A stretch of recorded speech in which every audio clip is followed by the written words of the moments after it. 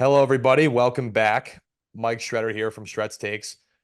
Joelle Zelony is on my podcast today, former Tufts women's basketball player, and she's currently in the same master's program I am at Columbia. So, Joelle, I'm so glad that we were able to make this happen. And thank you again for taking time to be on the podcast today. Appreciate it. Thanks for having me. I'm excited to be here. Yeah, me as well. So what we're going to talk about for everybody who's listening today is we're going to be talking about the Women's Basketball National Tournament.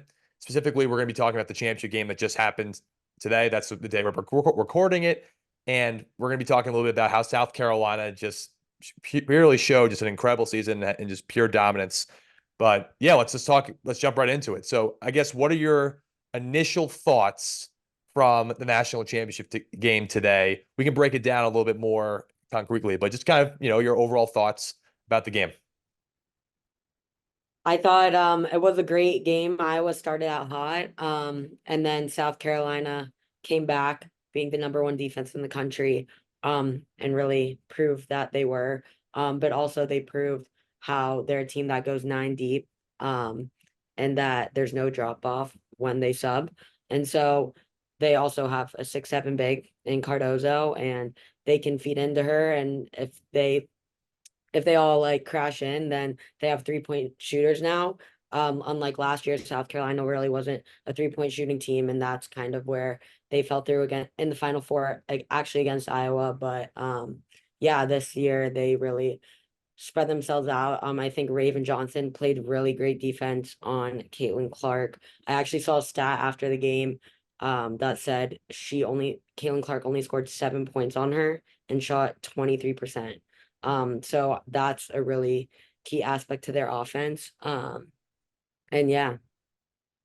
What do you think was the key to slowing Caitlin down? I mean, for me, I would be like you're taking away her shooting ability. But what do you think Raven did specifically from what you watched that made things very difficult on Caitlin to be effective from the second quarter on, in my opinion? Yeah, I think she just like stayed in front of her. Obviously, Caitlin Clark makes crazy shots all the time. Like even if you have a hand up, um, sometimes you can't do anything about it. But she did everything she could. She's really fast. She did everything she could to just stay in front. South Carolina has really good help defense as well. So obviously it wasn't just her. But they also have a 6'7" big that just a hand up does a lot of damage. So my next question then is, talk about the depth of South Carolina because that was a big thing. I think that was a big difference from this season from a year ago. I know they had a really talented team a year ago, obviously number one seed that lost to Iowa, but this year they were just, in my opinion, completely more dominant, much more balanced, a deeper team. How important is that for just being able to maintain success over the season? Because I think it was so crucial, especially getting into the tournament and getting in. Your body's tired. It's just like the end of the season. And you have to stay locked in, but going nine deep, not playing anyone really over 30 minutes. They're all averaging like 15 to 20 minutes a game, all nine of them, which is crucial. And not only that, like a lot of the games you have bench players being their leading scorer. And then I know I'm not sure about today, but I know the 5 games before that they had a different leading scorer every game, which is huge. Like, how do you like choose which player to guard? Um, but yeah, I also think having Cardozo in the paint creates a lot of difficulty for teams to double or not, because now South Carolina is again a 3-point shooting team now as well. They're not just a team that will drive on you. So how much do you dig in and how much do you double when you have a lot of 3-point shooters? I think a big thing too, and you can correct me if I'm wrong on this, but I just felt like the physicality and the pace of play favored South Carolina after the second quarter. You could say, well, Iowa plays at a fast pace. That's what they want to do. But I think the physicality, forcing turnovers, getting out in transition really opened the game up for South Carolina. But I think establishing Cardozo inside and her ability to make the right reads, similar to how like Zach Edey did against NC State the other night, I think was a Yeah. big key. So like talk a little bit about that as well. Like what were your kind of takeaways from like just how they were able to be so physically dominant from second quarter on? Yeah, I think that, I mean, I think a lot of it honestly started with their defense. I think that's what fuels them. And I also think a lot of that comes from their coach, Don Staley. I think that's the culture that South Carolina brings. Um, they know if they're coming to South Carolina, they're not going to be a star like Caitlin Clark and like all of them were in high school. They're probably in the top. I mean, they're definitely in the top ESPN top 100 in their class. Like in high school, they were probably scoring 30, 40 points a game. And now they're coming to South Carolina where they know they're going to be in a system. And I think that showed today when their defense led their runs offensively. And Raven Johnson getting up on Caitlin Clark. Um, and then the help they had inside when she would drive and dish, like she usually does to their bigs, or even to a guard like backdooring in when you have a 6'7" big man in the middle. It's hard to score. The physicality and the size ultimately was the size of the teams was the ultimate difference because of the rebounding margins, the block shots. That's what I kind of looked at because I just think Yeah, South Carolina just had a lot of size across the board. And for yeah, how good Iowa is from a skilled standpoint, I just feel like size doesn't make a huge difference if you have size and you have skill.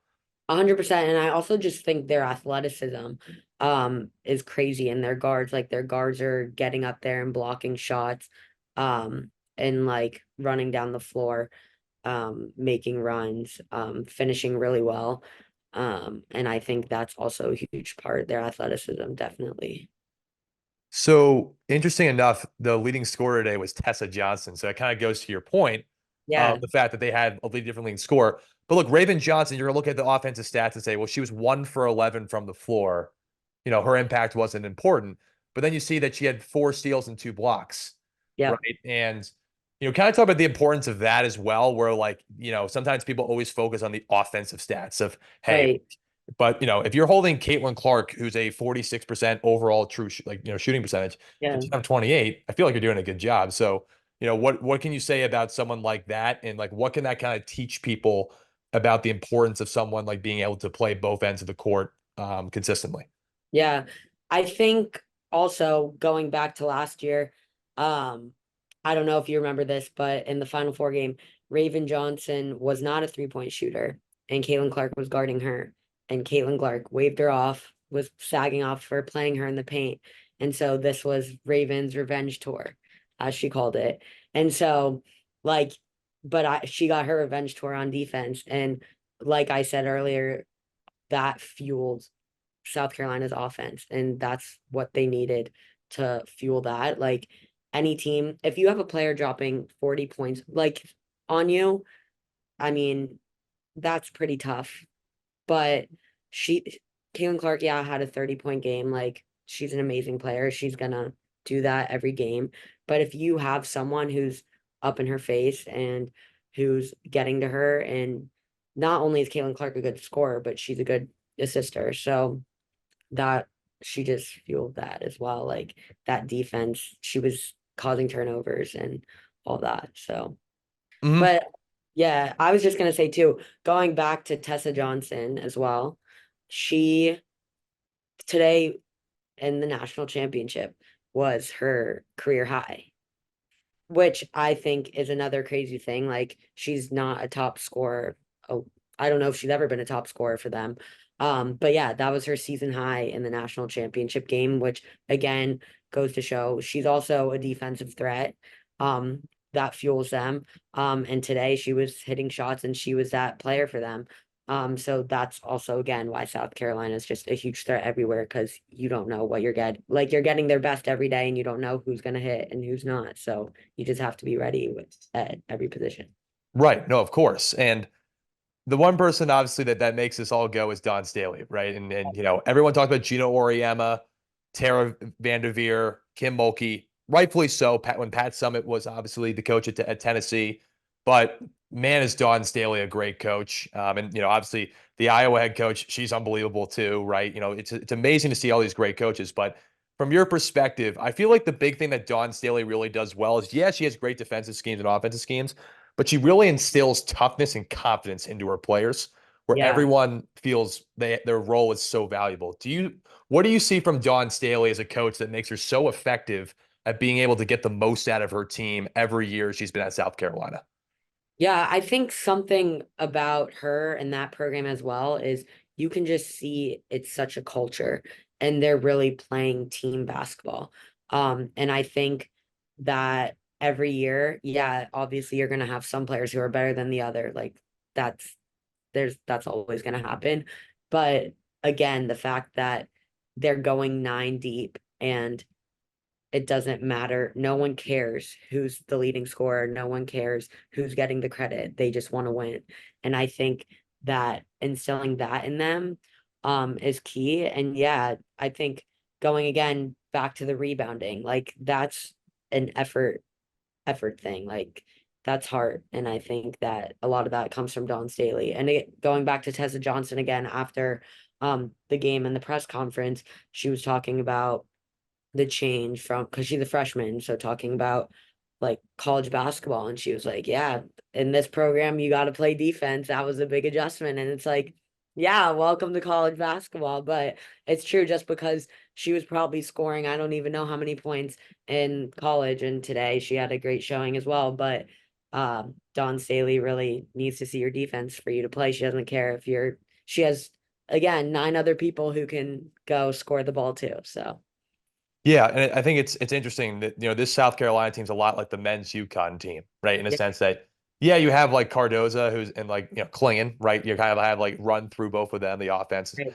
right? But the thing that's interesting though is just like the more I kind of just think about it, it's just overall just like the differences in all these different teams that were in the Final Four, right? To catch it there. NC State's like kind of crazy run to get there. Yeah, I know they were a 3 seed, but beating Texas, who had been a dominant team all year to UConn kind of having that late run and then being able to, use their Aaliyah Edwards and use Paige Beckers to be able to really get an effective team. Iowa with obviously just like that same team, pretty much except for the big that left Iowa, but like very similar team. Like, each team was different. But do you Right. think that ultimately that's what made the tournament so incredible? Is that it wasn't just about Caitlin Clark's greatness, but also just the fact that you had all these different teams who also brought, great players and coaches to the table. Yeah, I think 100%. And I think this year too, um, there were just so many more names that people knew inside of women's basketball that people didn't really care as much about before. Um, like honestly, I think it's really funny because most of my friends who don't watch as much women's college basketball don't know any of the players on South Carolina's name, but they know Cameron Brink. They obviously know Caitlin Clark. They know Paige Beckers. They know Angel Reese, Haley Van Lith. But that goes to show you again how much team basketball South Carolina plays, that there's not a standout. Um, but yeah, I think there were so many names in this year's tournament and so much excitement around that. And I think last year's tournament brought a lot of attention to that as well, especially with like the Caitlin Clark Angel Reese saga that was created and all of that. And then everyone, obviously, Caitlin Clark has brought a lot of attention to the game, which has been highlighted a lot. Which I mean, there's so many women in the tournament that I mean, all of them are amazing, and so many of them had standout games and seasons. But I think Caitlin Clark has brought so much attention to the game and has been such a big part of growing the game, which has just been awesome to see this year. No, yeah, for sure. Yeah. So talk about the difference just from the idea of like you have all these marquee names that are going to be obviously great at WNBA players. Like I think this is going to be one of the best drafts they actually have. Even though I know Paige is coming back and Haley Van Lith is probably coming back and Juju Watkins is coming back. But I know Angel Reese, I think from what I heard, did declare for the draft. I know Mhm. Clark's going to go to the draft. Aaliyah Edwards is definitely going to the draft. But like, just talk about the idea still, though, that South Carolina still won based on that team-based concept. Even though they have really talented players in their own right, but they were like a deep team that had balance versus relying on one or two players. Do you think that was ultimately the difference? And do you think that's actually really good for the future of women's basketball in college? Yeah, I do. I think again that goes to show what Don Staley's building there is such a like team culture. But I also just think with their nine players that they play, like there's no drop off. But I also think it goes to show how talented they are. And I believe if you were to move one of those nine to a different team, I think they would be standouts there. But I also think South Carolina just breeds a different culture. Like I think that when a lot of the South Carolina players do go to the WNBA, they could be scoring more, and I don't know, but it's also now something in them, like they're driven by defense, they're driven by team basketball. Um, but yeah, I do think that without that drop off in skill as much, I think that that drove them to be as successful. But just kind of talk a little bit about then just like kind of what the future looks like, because this has probably been the most successful year for women's sports and women's basketball generally. If you look at the ESPN ratings, do you Yeah, think that with Caitlin Clark exiting, the game will still, from a viewership standpoint, still be a high level? 100%. I think that Caitlin Clark started the growth, being that big name, being that generational player. Um, I think she started the growth, but if you look at, like you said, the ESPN viewership and all of that, you see the um South Carolina NC State Final Four game and the games without Caitlin Clark in them.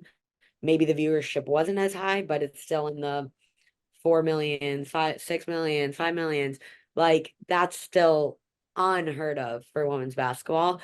So while I do think, yes, her games had a lot more viewership and she brought a ton of attention to show how women's basketball is really entertaining too. I think that this is just the beginning. And you have people like Paige coming back. Haley Van Lith is in the transfer portal. Georgia Amore just transferred, announced she's transferring to Kentucky. There's and Juju, a freshman. South Carolina, I think they have, I don't even know how many players returning now. So many. Not a lot are leaving. Um, and they had so many freshmen as well.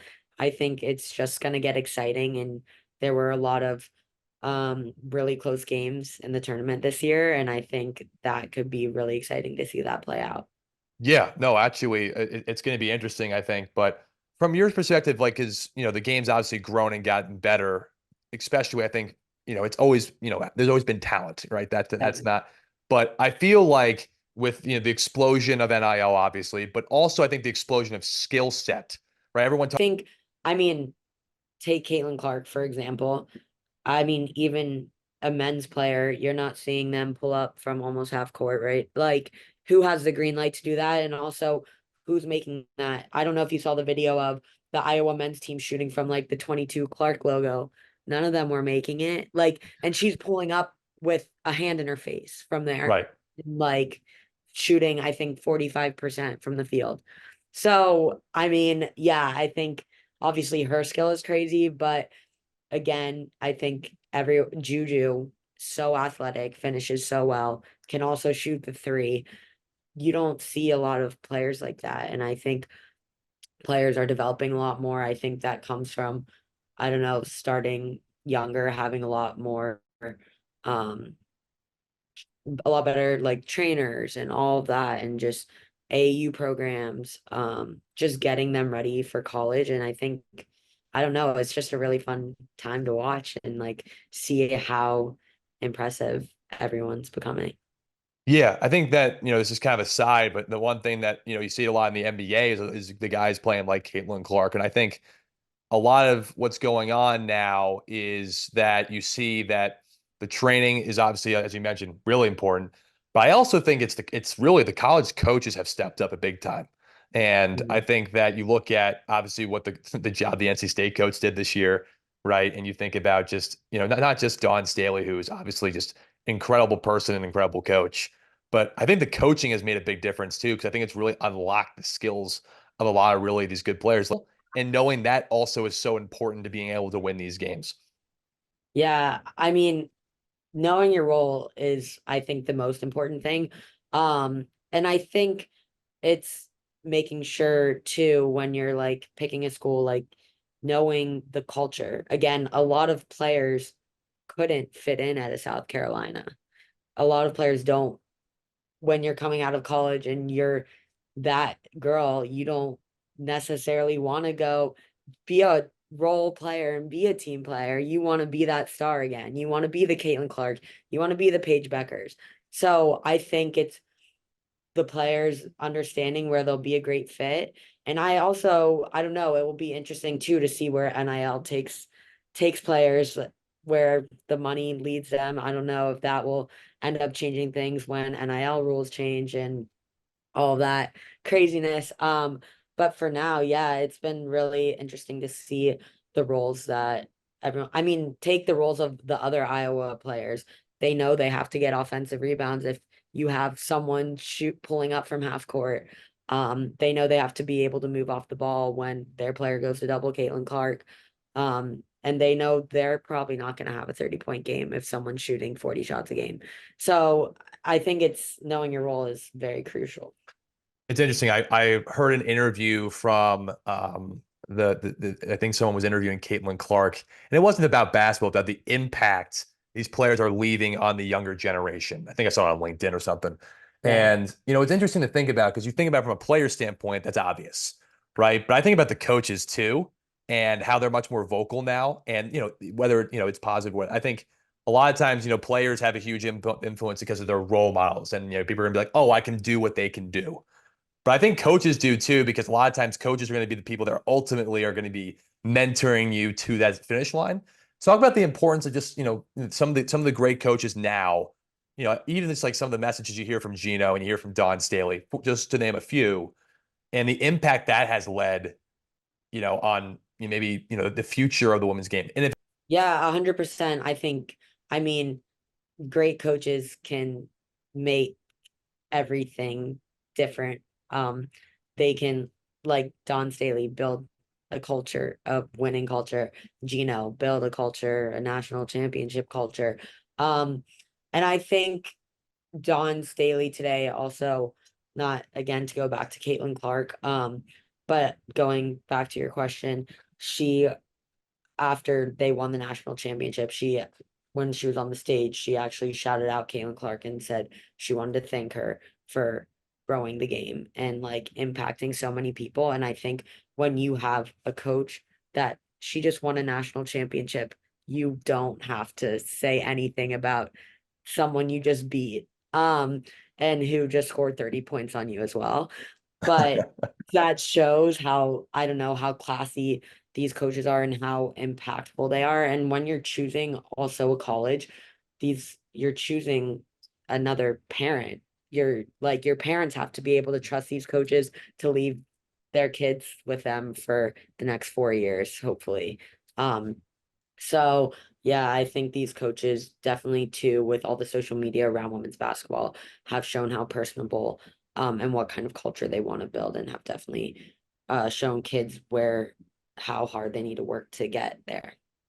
Yeah, my thoughts are completely aligned with that. I think that the last thing I kind of want to say is just talk about just kind of how players in the women's game can continue to grow it at a successful level, not just in the college game, still keep fans excited, but also keep, I think, a positive leadership role model type framework, which I think has really inspired a lot of just the next generation, men and women. Yeah. Um, I honestly think them being so personable, and this is where I think NIL is a huge plus, is because and like social media, these players, the younger generations are seeing such a glimpse into these players' lives, through TikTok and post game interviews and whatnot. And I think that through there, after they see them play and they see the skill they have, now they want to see more, and they're fans of them as people, not just as players. And I think basketball is also a great sport to do that, because you're up close and personal, you're seeing them on the court. They don't have helmets on, anything like that. But yeah, I think people now are really locked into seeing them as more than athletes and basketball players, and they want to see them as people too. And so yeah, I think just keep being themselves and showing who they are off the court as well. Um, and yeah, just keep making an impact on the court too.